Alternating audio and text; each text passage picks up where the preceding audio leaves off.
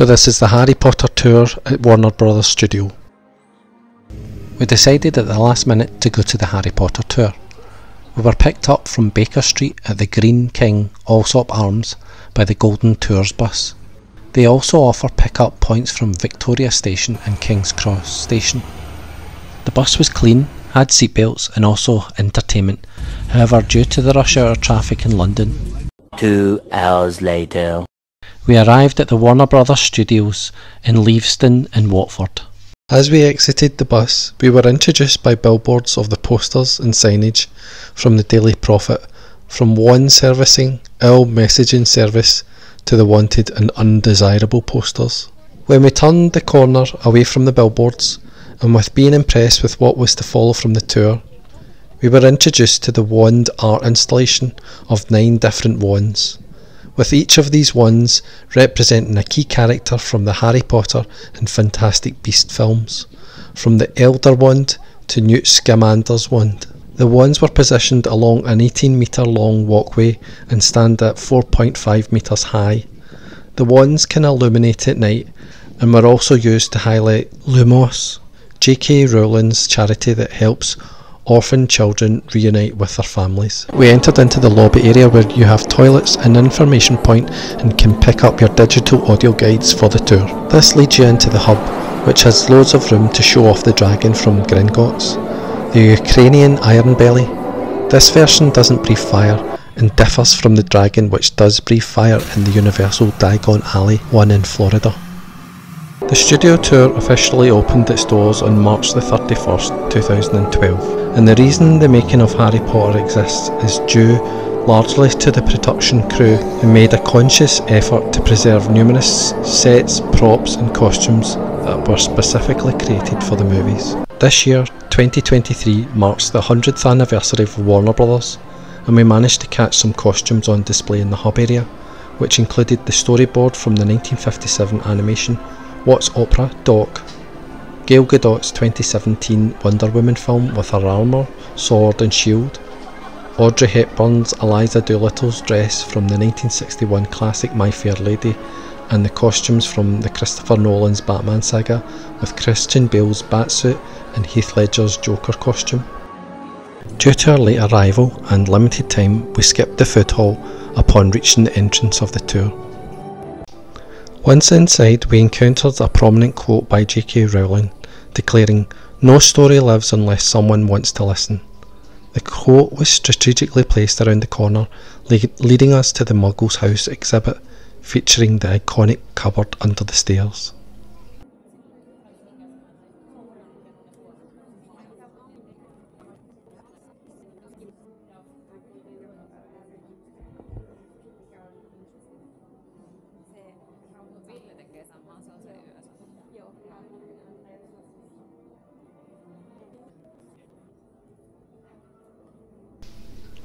The queue then snakes around the timeline for when all the movies were made around specific dates.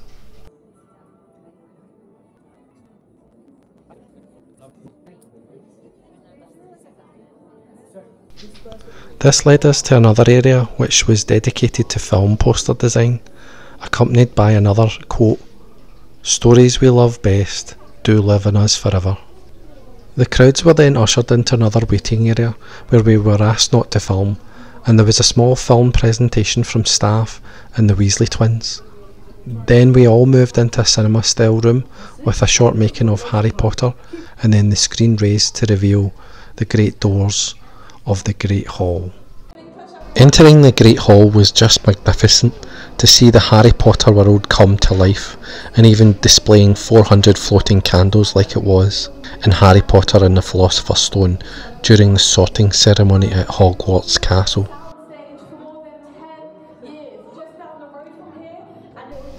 The Great Hall was one of the first sets created for the movies, and is one of the longest sets. It also stood on a soundstage just down the road in Watford for more than 10 years and was shipped to this site piece by piece.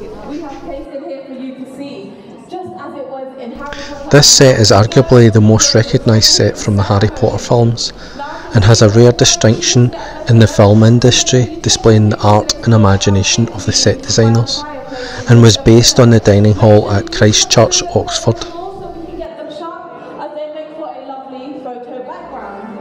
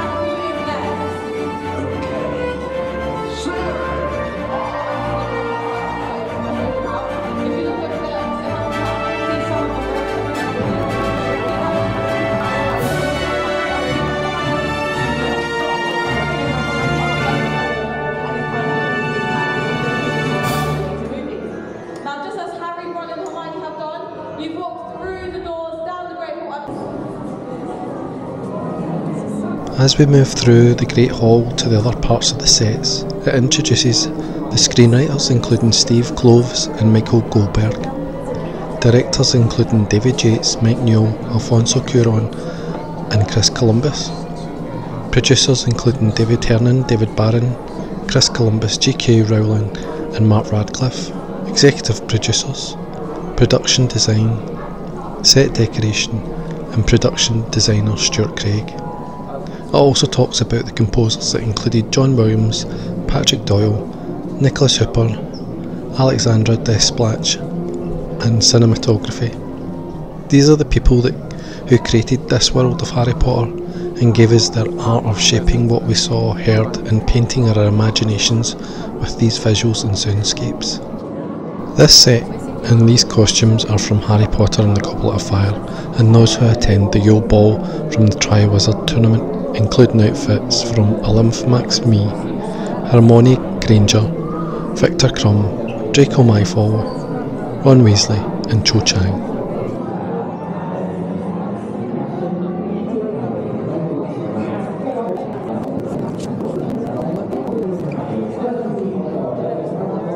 This area is to show the costume design and hair and makeup that went into creating the visual elements of the characters we see on screen.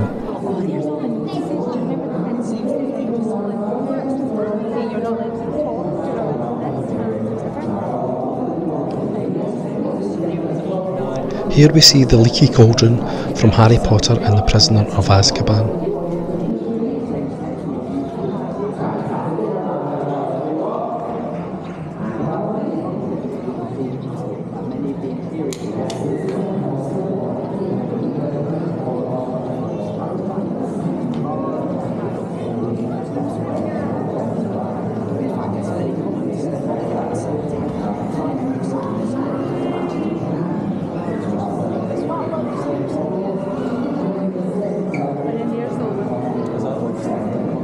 In this corner of the exhibition, these are all the educational decrees, proclamations that the Ministry disapproved of, nailed to the wall in frames around the entrance of the Great Hall, enforced by Professor Dolores Umbridge from Harry Potter and the Order of the Phoenix. This is one of the marble staircases. The special effects department built this staircase to film in scenes featuring Hogwarts' many moving staircases. These scenes were created first by filming actors on this set against the green screen backdrop. Then visual effects artists digitally combined the green screen footage with additional footage of detailed miniatures of the stairwell, dressed with hundreds of paintings.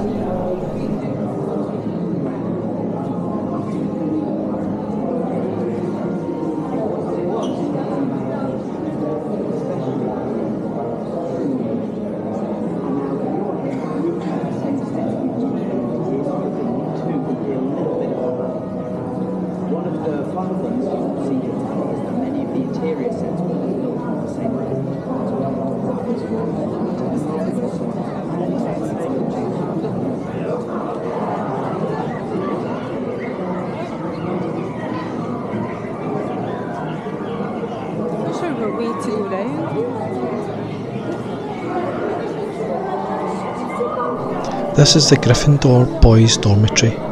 These 4 poster beds were covered in red eiderdowns with red curtains, a wooden nightstand next to it, and their school trunks at the foot of their beds.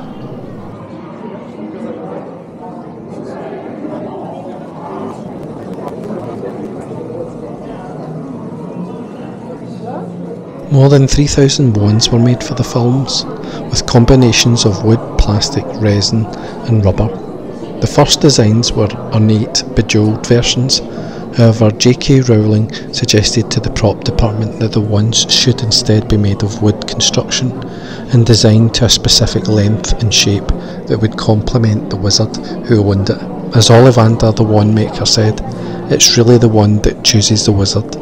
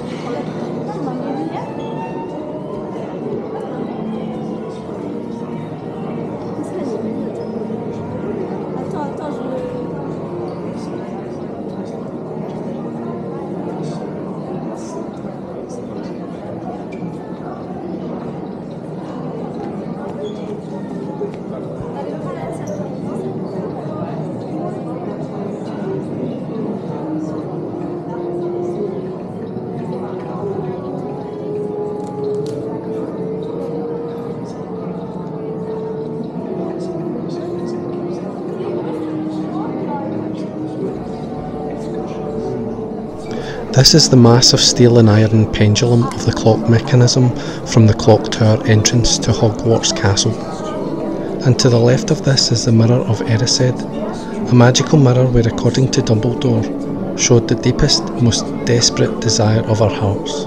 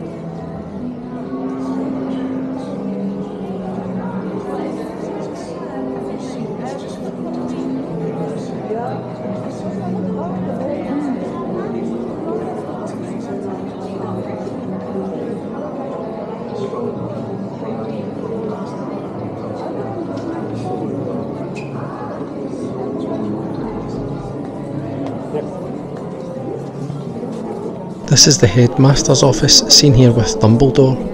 The portraits on the wall features 48 portraits of sleeping Hogwarts headmasters, which were painted from still photographs of the actors. The hundreds of books that cover the shelves of the headmaster's office are actually British phone books covered in leather.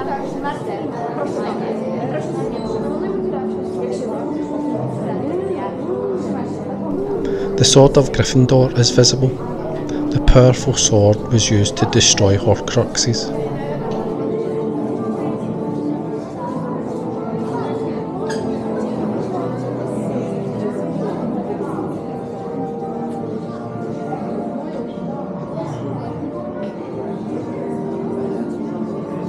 Also here is the pensive, which is an enchanted basin which is used by Professor Dumbledore and Harry to revisit distant memories.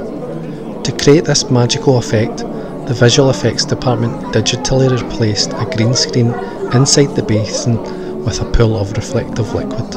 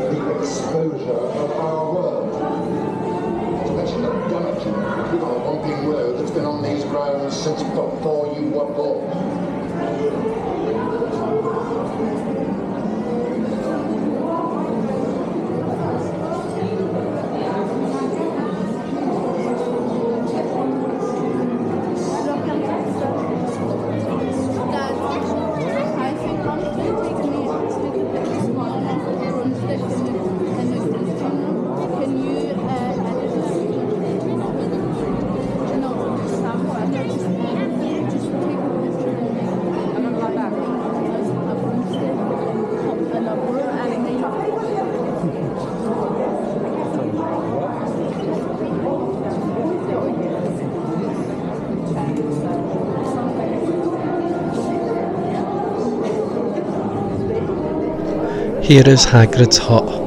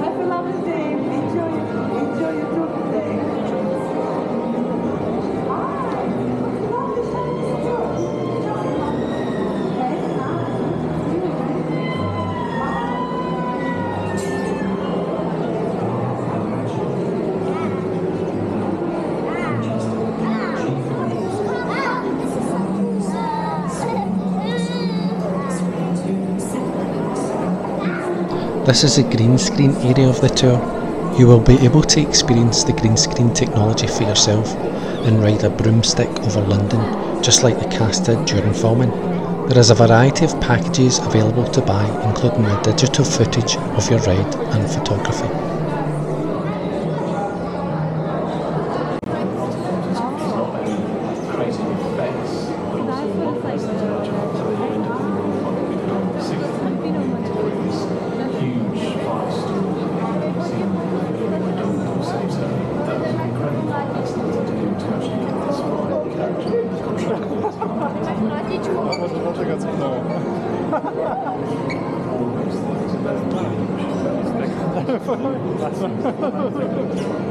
This is the Chamber of Secrets snake door, a heavy steel hatchway door with 7 snake-shaped locks on the front that slither backwards as an 8th snake slithers around the door's edge. The Whomping Willow stands imposingly, seemingly capable of accommodating a car due to its immense size. However, in actuality, only 2 parts of the tree were constructed to scale by John Richardson and the special effects department. One section was the tree trunk, providing support for Harry, Ron and the flying car, and the second part was an animated knuckle, responsible for the tree's aggressive movements.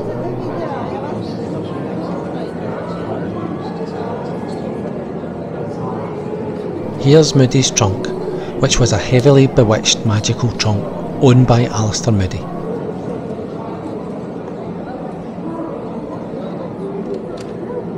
The Burrow was the family home of the Weasley family. It was a thoroughly magical dwelling that became a second home to Harry Potter.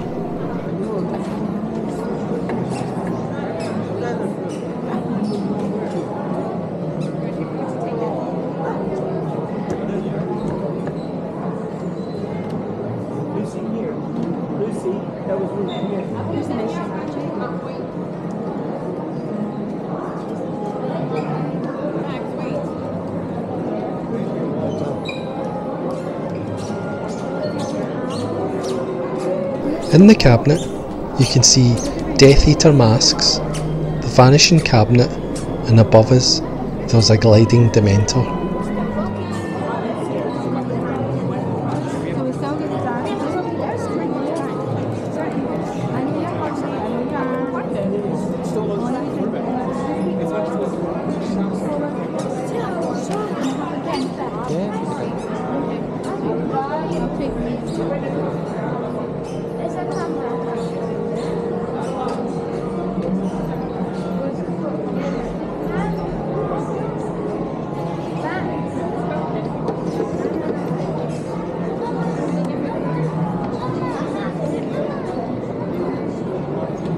This was the dramatic scene in Harry Potter and the Deathly Hallows Part 1. The table with Voldemort and his followers were all seated at, and a bound figure was suspended upside down, which is Professor Burbage. She was slowly rotating. Voldemort ruthlessly cast a killing curse at the woman, and her body was given to Nagini as a snake's dinner.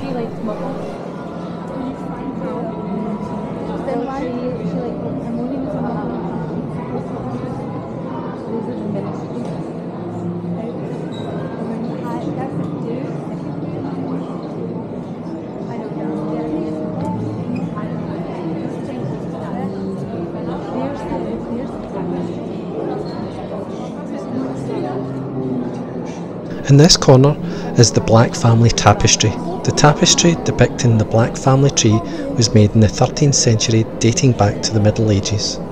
The last known owner was Harry Potter, as he was the owner of 12 Grimmauld Place, the only known location of the tapestry. Towering above us is Thomas Riddle's gravestone, and is marked with a large stone statue of the Angel of Death, a tall skeletal figure wearing robes and wielding a scythe.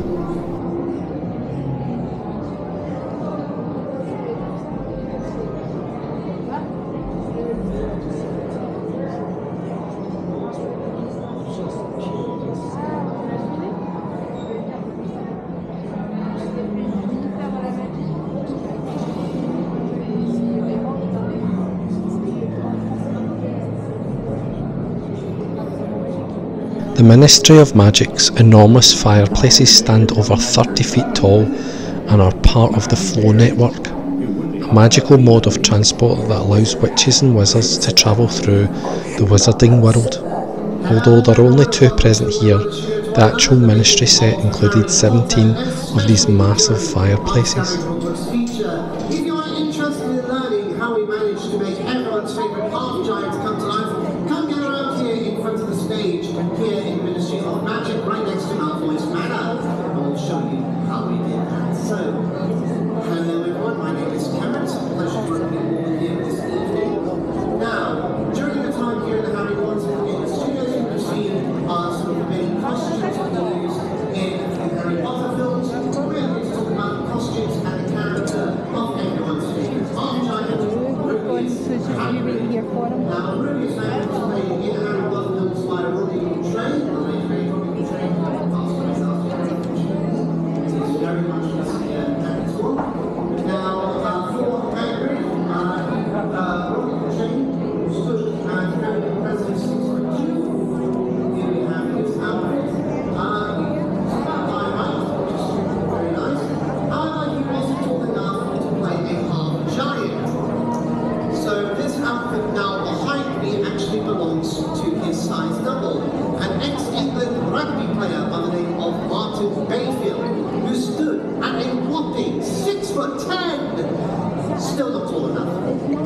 So they added stilts to his shoes, padded out the outfit, and it gave him an animatronic version of Robbie Coltrane's head to wear.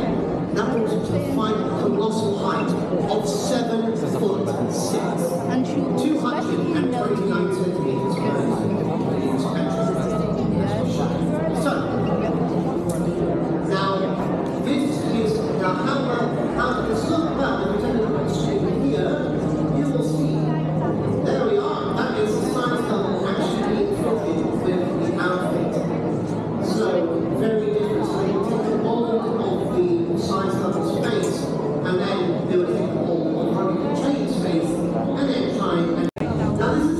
Production designer Stuart Craig always considered the Forbidden Forest to be more than just a location, but a character itself.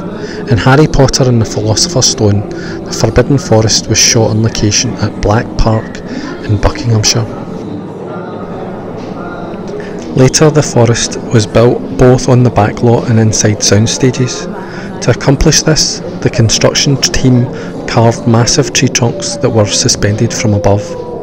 Once those were in place, the gnarled roots were carved from the ground up and seamlessly attached to the hanging trunks. The forest sets were enormous. Some of the trees were as big as 14 feet or 4.3 metres around. The creation of a forest requires unique techniques, delicate materials and quite a bit of hands-on art direction, including sculpting bark, weaving cobwebs, applying artificial lichen and mushrooms, and moving or adding additional roots when necessary.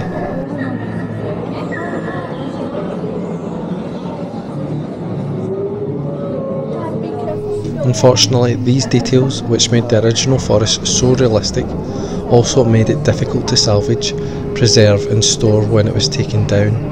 Happily, the same crew that built those original sets also lent their skills to the design and construction of this version of the Forbidden Forest. The end result is a forest set nearly identical to the original one that filled the sound stages of Leavesden.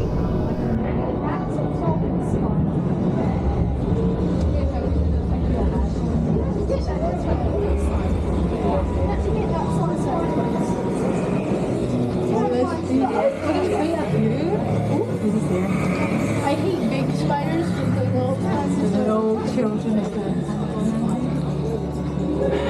Is Aaron on the big spiders? Yeah.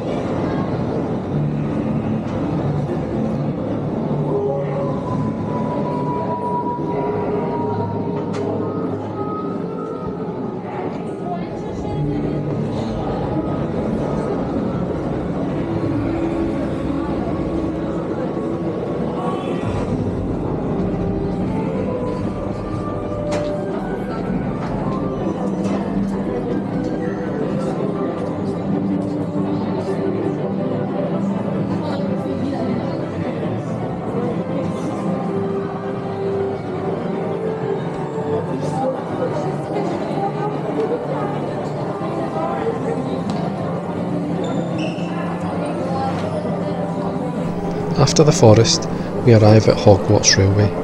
In March 2015, Warner Brothers Studios unveiled a 20,000 foot squared expansion including the original Hogwarts Express steam engine, the authentic Hogwarts Express carriage used for over 10 years of filming the Harry Potter series, and a recreation of platform 9 3/4. This section offers a glimpse into some of the film's most iconic scenes, how they were created, as well as giving you the chance to climb aboard the train's carriage and to pose with a luggage trolley as it disappears through the platform wall.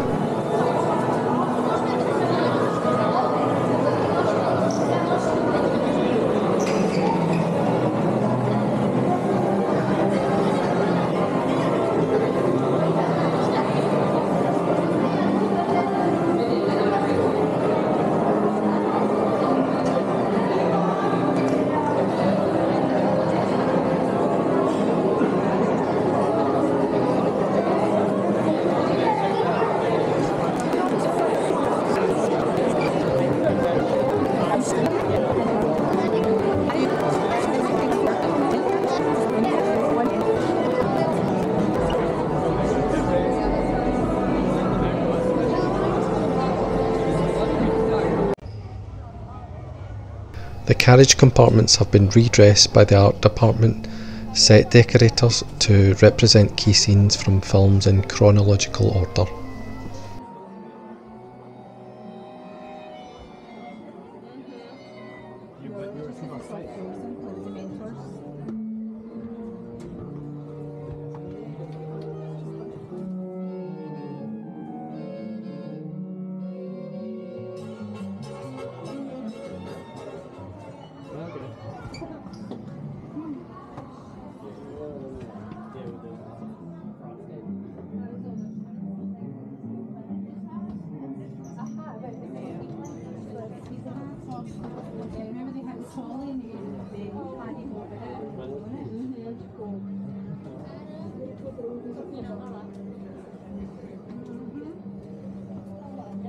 And this is the doors there.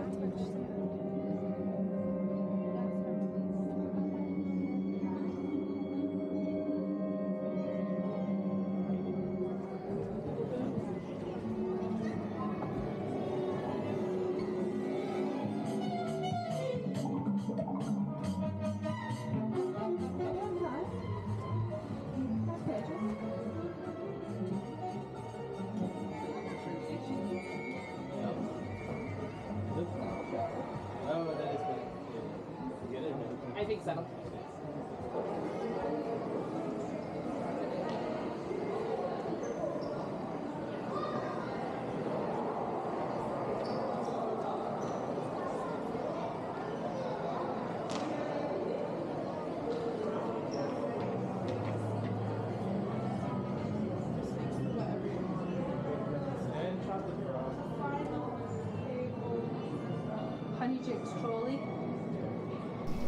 Platform 9 3/4 and the Hogwarts Express also served as a backdrop for the final shot in Harry Potter and the Deathly Hallows Part 2. In that final scene, Harry and Ginny, along with Ron and Hermione, now grown up and married couples, see their children off to Hogwarts to start their very own adventures. These are the last costumes that the cast wore on the final day of shooting and the last seen on screen after 8 films in 10 years.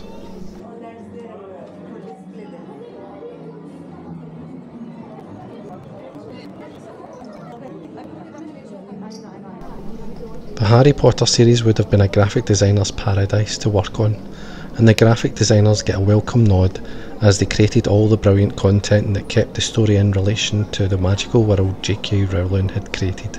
Here you can see through school books, boxes of sweets, newspapers and even the Hogwarts school crest, the graphics department wizardised the Muggle world to create a style that will always be remembered as distinctly Harry Potter. Over the course of the films, this team printed everything from Gryffindor banners to Cheery Owl cereal boxes, and you can even see a pair of sticky sneakers, or as they call them here in the UK, sticky trainers.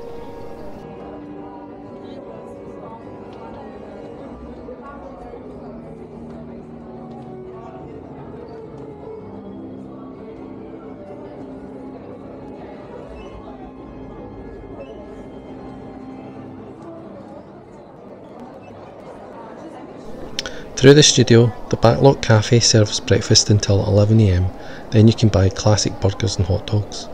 Indoor and outdoor seating is available with views of exterior sets and props such as the night bus, Privet Drive and Hogwarts Bridge. The Backlot Cafe is the only place in Europe where you can enjoy a frothy Butterbeer, and included in the price is a souvenir Butterbeer tankard.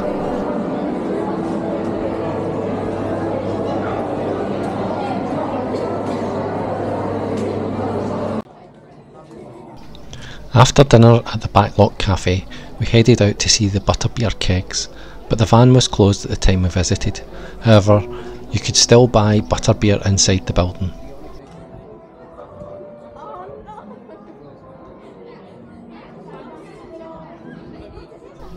The night bus is always sublime to see, however you can't go upstairs on the bus, but it was still great to see.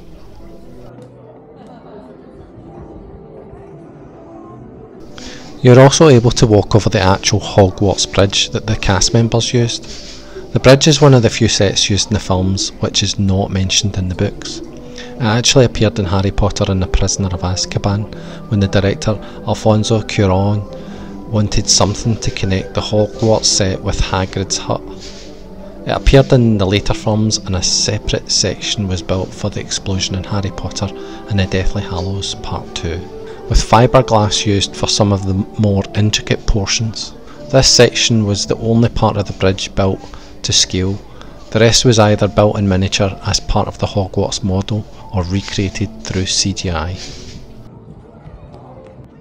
Over the course of production, the set for number 4 Privet Drive was created in many ways, from a real Muggle home to CGI and even a scale model, all chosen to achieve a specific result on screen.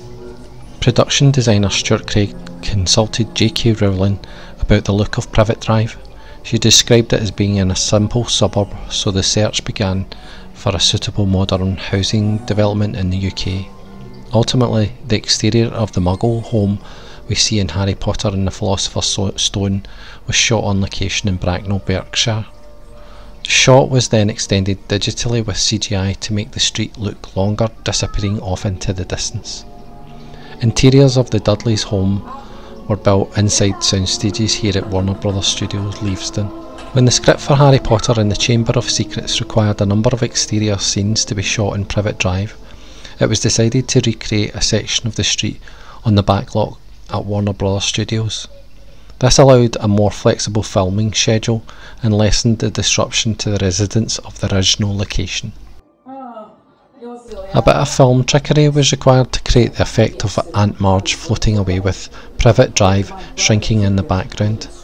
To achieve this, a miniature Privet Drive was built, a quarter of the full size. It was during the production of the third film, Harry Potter and the Prisoner of Azkaban, that 2 new versions of Privet Drive were built. Firstly, a full-size set of the conservatory and back garden was needed for the iconic scene of Harry losing control of his magic, causing Aunt Marge to magically inflate.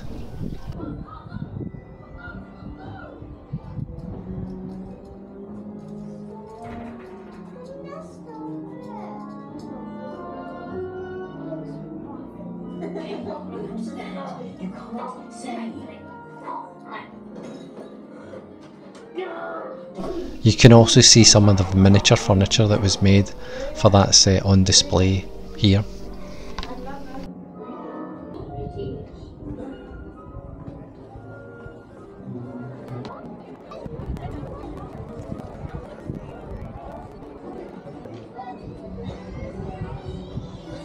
Next we entered Professor Sprout's greenhouse, and is considered a fan favourite set from the Harry Potter film series.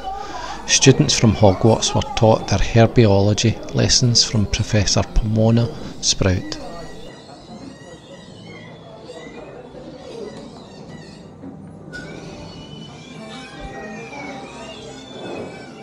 Built by the original Harry Potter filmmakers, the greenhouse is home to many exotic and magical plants, and just like some Hogwarts students, you are able to step into the greenhouse and stop to pull out a potted mandrake as part of an interactive display.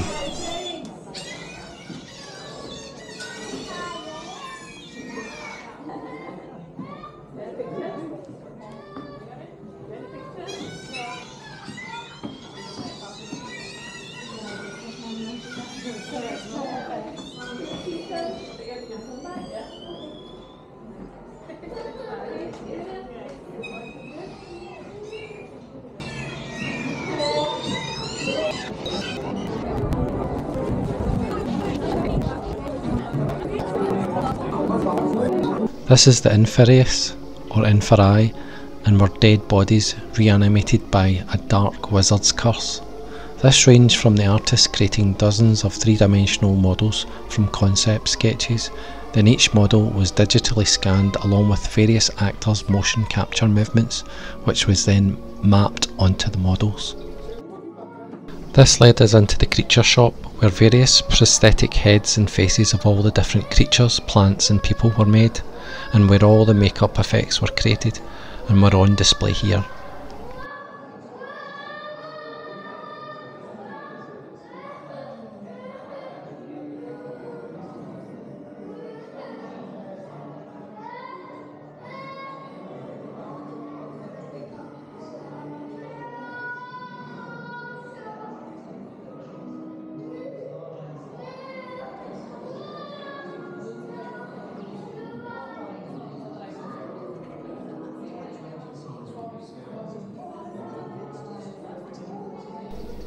This was also a great interactive place for the kids to get moving, where the studio had set up what looked like Xbox Kinect cameras in front of a screen to capture the kids' movements and digitally map these motions onto a 3D model of Dobby.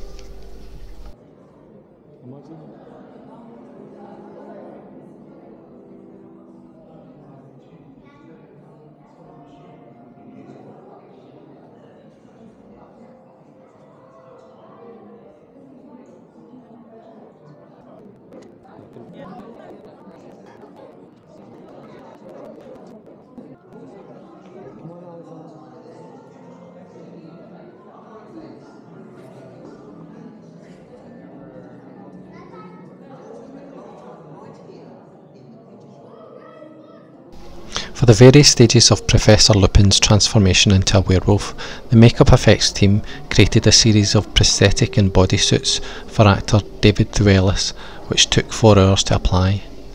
They also created a full bodysuit with animatronic head and stilts, but was too difficult to operate and ended up being scanned for a digital version of the creature. The creature shop built this enormous animatronic head with moving eyes and lips based on a mould of actor Robbie Coltrane's actual face.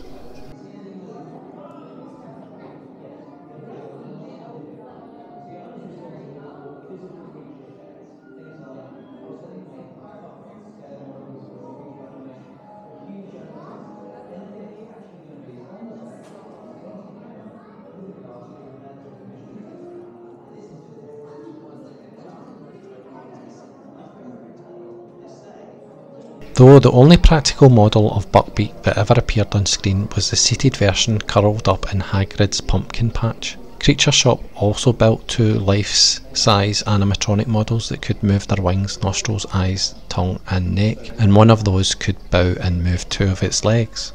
For Buckbeak's walking and flying sequences, the visual effects team created a digital version of the hippogriff.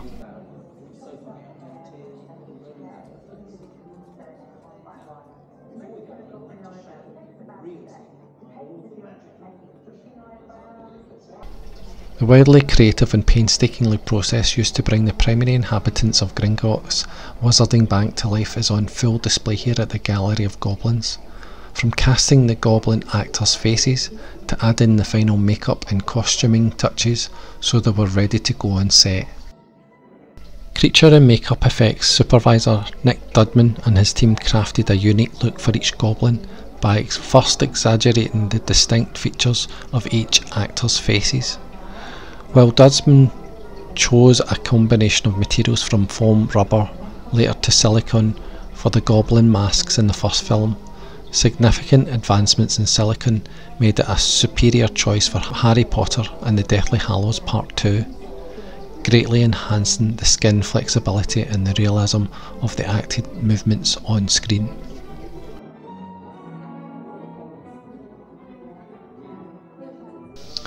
There were a vast number of models and intricate details of Gringotts Bank on display here, which I would assume would be perfect for anyone wanting to steal from the bank, if they had these plans.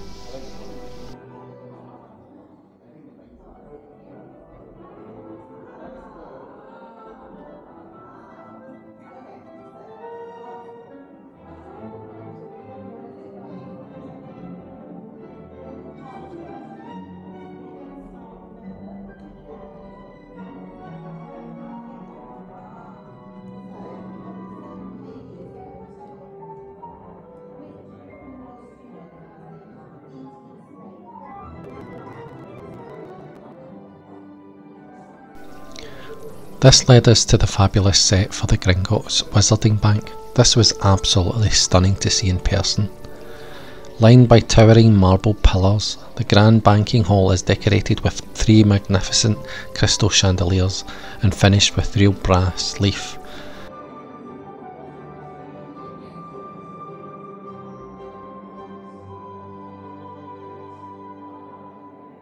Each chandelier was strung with 25,000 plastic crystals, while production designer Stuart Craig's chandelier design measured 12 feet wide and 16 feet from top to bottom. To reduce production costs, only the lower halves of the chandeliers were created physically, while the top halves, seen on screen, were added as a computer generated effect.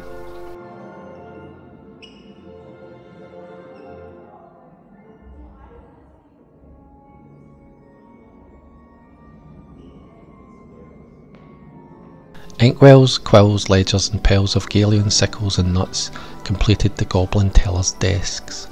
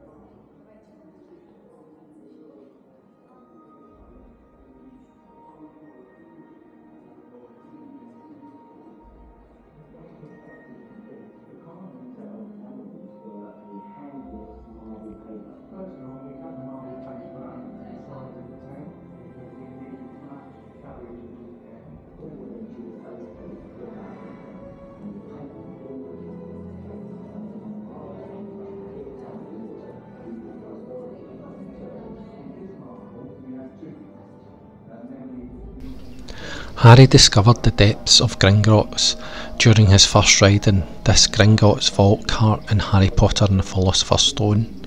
However, a decade later, the vault cart was restyled for the ability of the cart to whip around the serpentine track in the Deathly Hallows.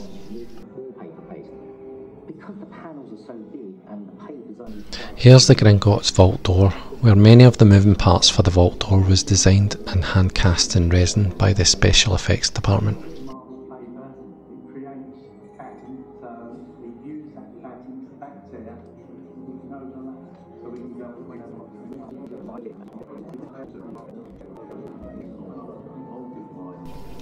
Thousands of pieces of fake treasure were created to fill the Lestrange vault, including Hufflepuff cups, Death Eater masks, swords, shields, coin piles and skeletons. An injection moulding machine installed in the prop making department at the studio ran non-stop for 6 months just to produce all the pieces needed for the treasure replication scene alone. Because those multiplying pieces needed to fully surround and cover the actors in the scene, they were made with a special rubber polyurethane material to prevent injury. Overall, 38,000 pieces of rubberised treasure were used in the Lestrange vault scene, including 7,010 rubberised Hufflepuff cups. Only 4 additional Hufflepuff cups were specially made of copper and gold plated for use in close-ups. The Hufflepuff cup, found in Bellatrix Lestrange's vault in Harry Potter and the Deathly Hallows Part 2. Helga Hufflepuff's cup was one of the Horcruxes created by Voldemort, using an item that had belonged to the founders of Hogwarts.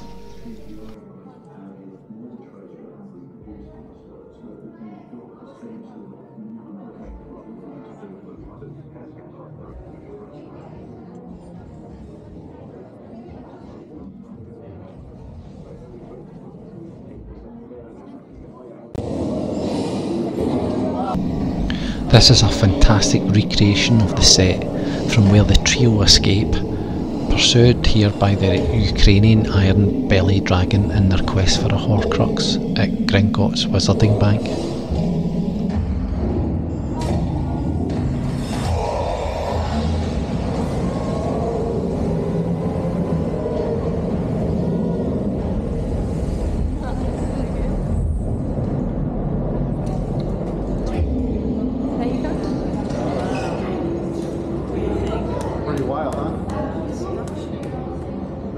How are they going to make that back?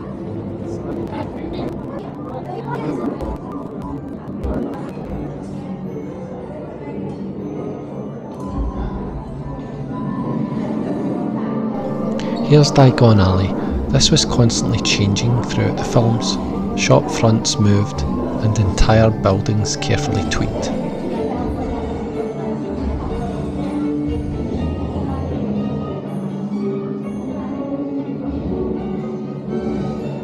The inspiration from the streets were described in the works of Charles Dickens. Diagon Alley is home not only to Gringotts Bank, Blots, but home to the dusty Ollivander's One Shop, which has more than 17,000 individually labelled one boxes during filming.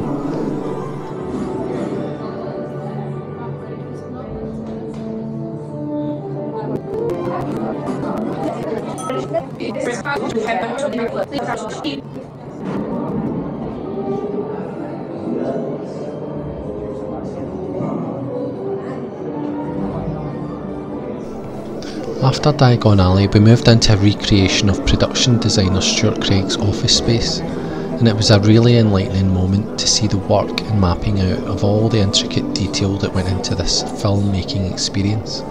It brought the same level of care and eye for detail to his reproduction of his office as he did to the sets of all 8 Harry Potter movies. And as he and his team curated every element seen here, even down to the colour of the tea in the cup.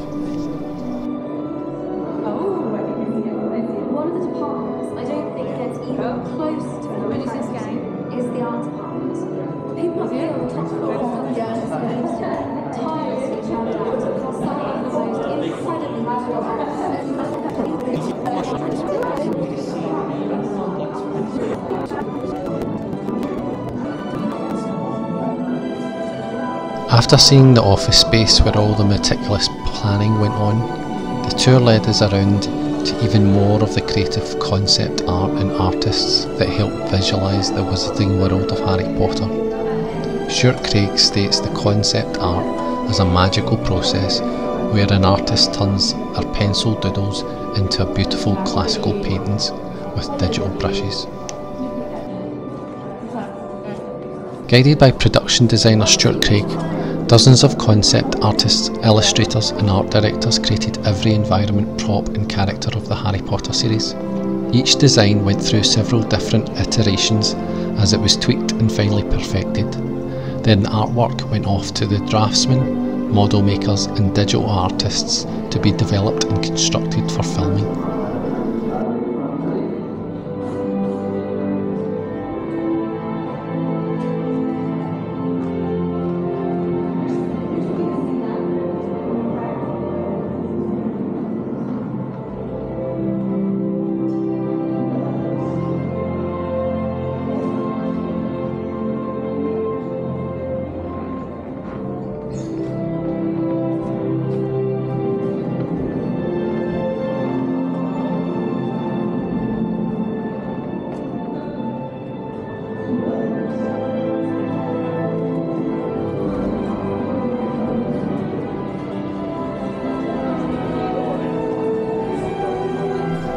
The Hogwarts model was a jewel in the crown of the art department.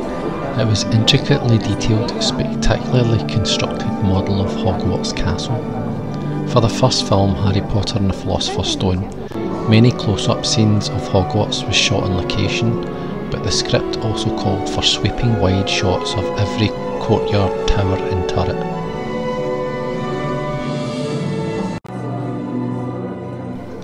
To create the shots, the film's artists built a 1:24 scale model based on Stuart Craig's initial sketches and filmed it against a green screen. The production shots of this incredibly detailed model were then combined using digital effects to create unforgettably realistic views of J.K. Rowling's magical school.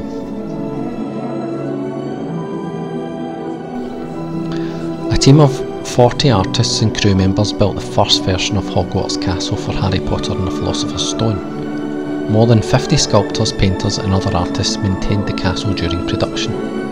To make Hogwarts appear even more realistic, artists borrowed real courtyards from Alnwick Castle and Durham Cathedral, where scenes from Harry Potter and the Philosopher's Stone were shot.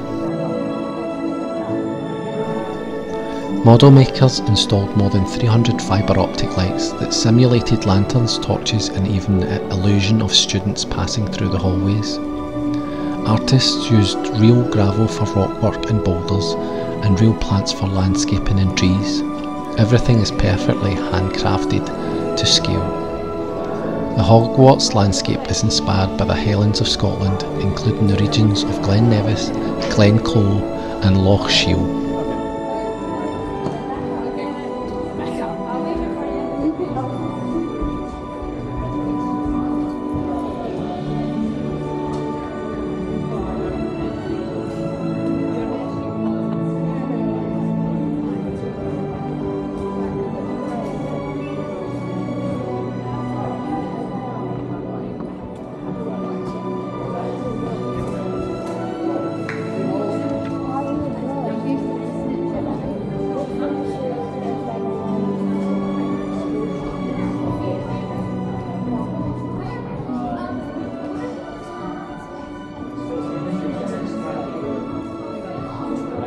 It was said that work on the model was so extensive that if you were to add up all the hours that had gone into the building and reworking the model, it would come to over 74 years.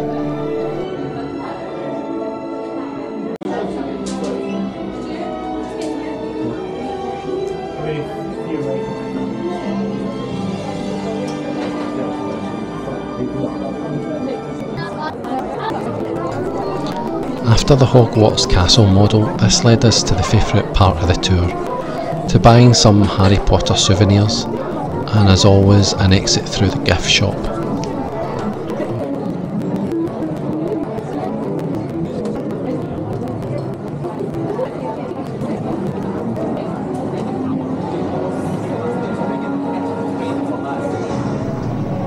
This was a really valuable behind the scenes tour for anyone interested not only in Harry Potter, but to see the many creative and artistic people's vision involved in making magic and filmmaking come to life.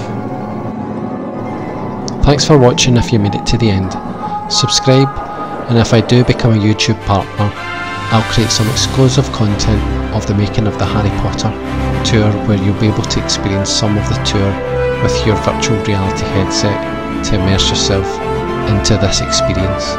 Thanks for watching.